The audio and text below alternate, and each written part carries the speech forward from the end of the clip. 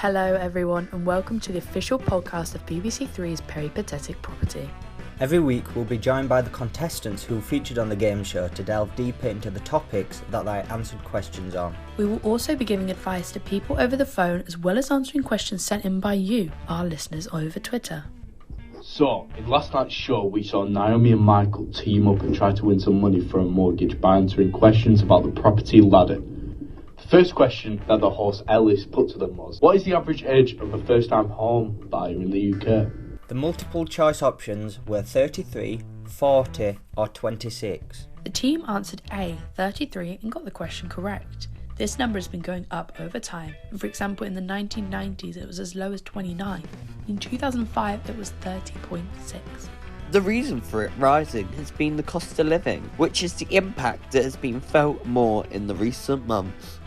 Now, we are going to answer calls from our listeners. Hi, I'm Ellie and I'm just calling in to ask what would be the best way for me to save money to eventually be able to buy a house. Thank you. Thank you so much for calling in, Ellie. So using an ISA is an extremely useful tool on saving, as there are 4 different types of ISAs in which you can store away your money for later purposes.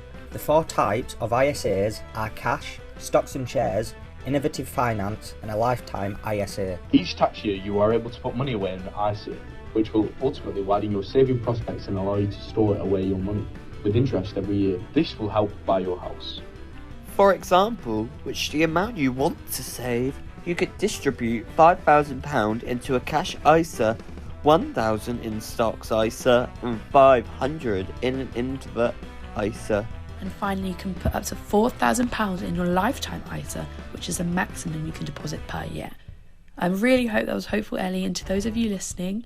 In recent years, the scales have been moving on the age of new homeowners rising and then suddenly falling. Outside London, the average age has quickly been rising over the past year, with the average age for first-time home buyers being 30 in 2005, and now it's 33. However, if you live in London, you're lucky, as apart from peaking at 36 in 2019, the average age of homeowners is now falling to 33. It will be hard to tell whether the ages begin to decrease next year or rise in this modern climate, with homeowners dropping from 408,000 in 2021 to 370,000 in 2022. People who are trying to save money for a deposit for a mortgage are at the same time paying rent, and this can make the process a lot more difficult. And it doesn't help that the price of rent has increased over the past decade. In 2018, average rent in UK increased by 1.5%, meaning that the average monthly rent now stands at £921 a month. This varies, of course, depending on where you live. London has the largest average rent at £1,569 after an increase by 4.7%. Lloyds Bank did some research to see how much a home could cost in different regions. So for example, in the northwest a house could cost you £161,738. In fact, the cheapest place to live would be Northern Ireland at £114,940. That's it for this week's episode of Peripatetic Podcast.